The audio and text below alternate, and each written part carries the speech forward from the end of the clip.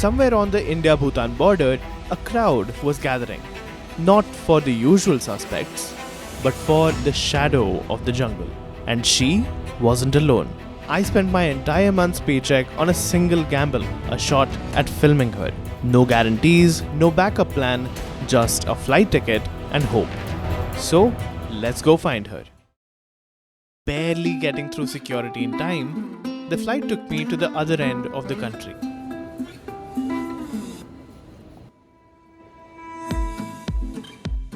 On the way, my drowsy brain thought of a question asked by my mom. Why would a leopard come to a tea garden? The same reason why leopards come to sugarcane fields in Maharashtra. Every mother ensures their child's safety. In the leopard's case, the threat is another leopard or a tiger, etc. So just like a sugarcane field, the tea garden is a perfect nursery to raise her little ones, outside the jungle filled with unknown dangers. And that's exactly where we went, beginning one of the hardest parts of wildlife filmmaking, the wait. You could see everything in the next moment or nothing for the whole shoot. If you're not alert, missing the shot is a guarantee. Manas is filled with life, which gave me an opportunity to practice my filming.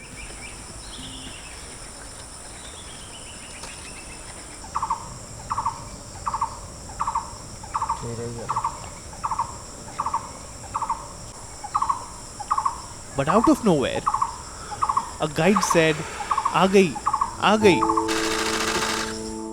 Before I could turn and hit record, she had already crossed. The guides had told me earlier that is the only moment they have been getting for the past 10 days. After that, she disappears. I followed the crowd into the garden. The feeling of having missed a shot of a lifetime was not a nice one. But then it dawned on me. Manas had been soaked in rain for the past 10 days. Today was one of the first days when the sun was out. And according to my experience, the big cats love the sun as much as we do. But my train of thought was interrupted by shutters going off everywhere, because my eyes simply could not believe what was in front of me.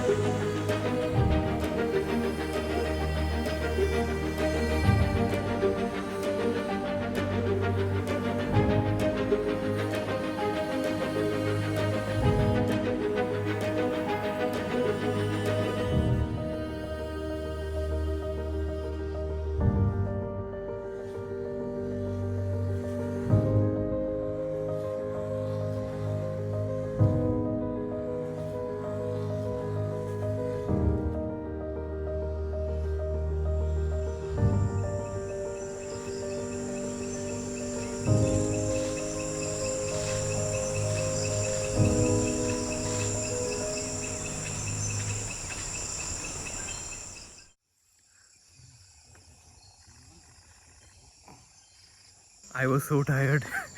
I don't have enough sleep in me to even form a sentence.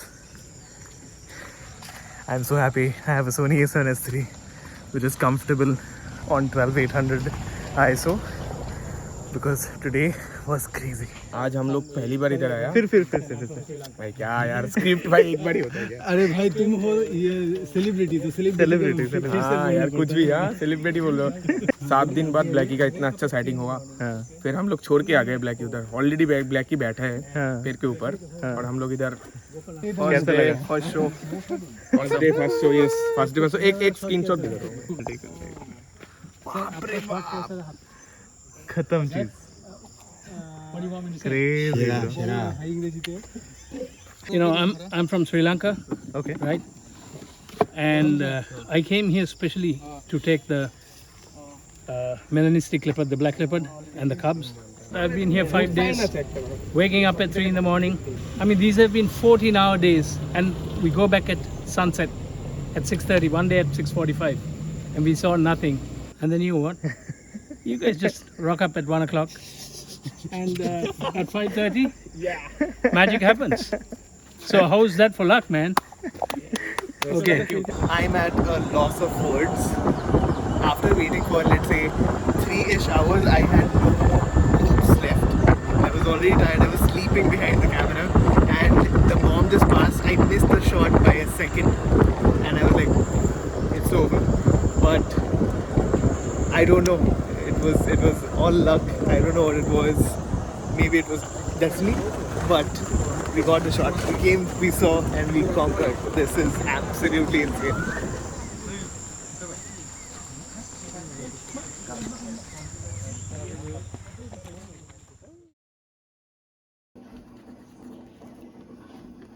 Good morning, everyone. It's 3:30 a.m. and we are ready to set off to see if we can spot the black leopard again. It's active at dawn and dusk. As we are so far east in Assam, the sunrise is approximately at 4:30. We're going to go there before the first light even breaks through and get into position so we can have the chance to see it. Yesterday's sighting is still very, very unreal. I have to constantly check my camera to kind of remind myself that I actually saw it. Everyone is getting ready right behind me. We're just waiting for the cars to come and we can leave.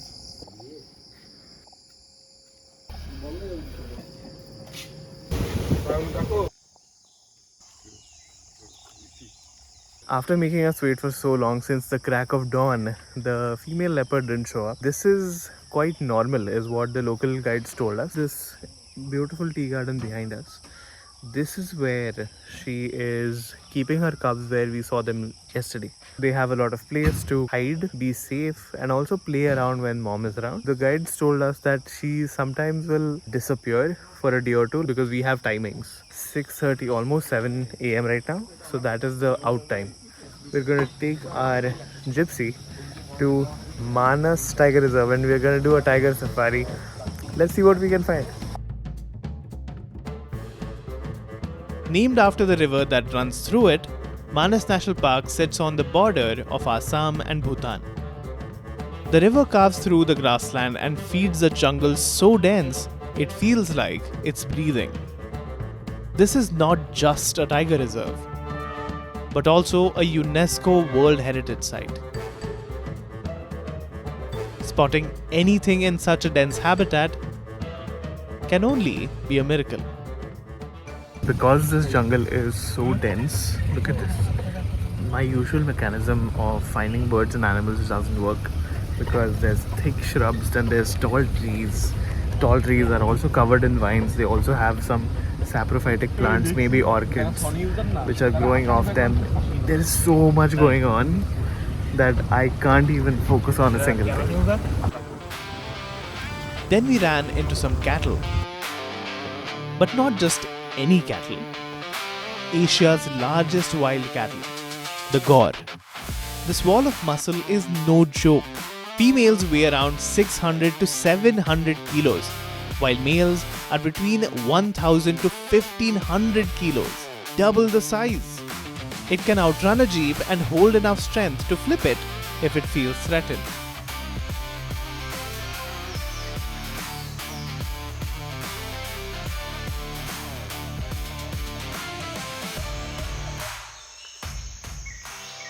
But on the trees, there's someone watching them. With a tail longer than the length of its body, the capped langur isn't just any langur. Found only in this pocket of North-East India outside of Southeast Asia, they spend around 40% of their time feeding on leaves, twigs, buds, and bark from up to 43 different plant species. Why doesn't it climb off a tree and get on the ground? Because they're strictly arboreal. Meaning, they traverse the jungle using the trees and their canopy as a highway all their life.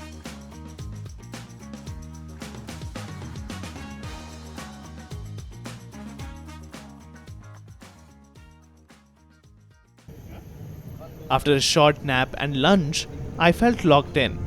Yesterday's experience made me a wiser man. And now, it is time to redeem myself. Time moved effortlessly.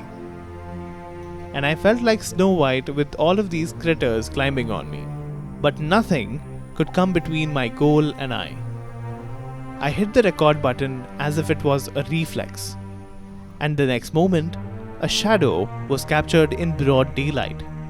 As I told you before, you could see everything in the next moment or nothing for the whole shoot. And I didn't spend my paycheck for nothing. Even before the guide could say, the job was done. Rushing to the tea garden, two eyes were already locked onto us, checking if the audience is ready for the real star.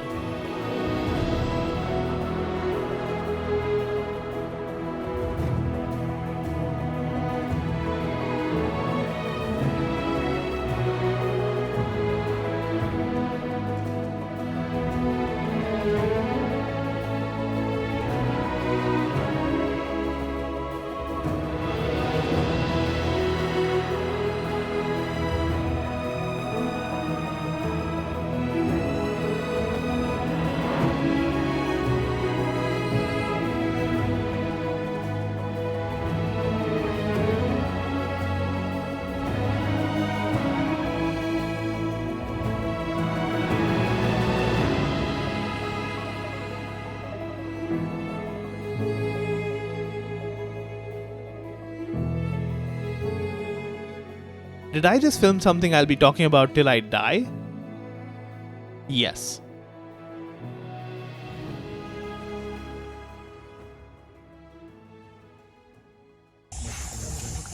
We just got a sighting of a lifetime.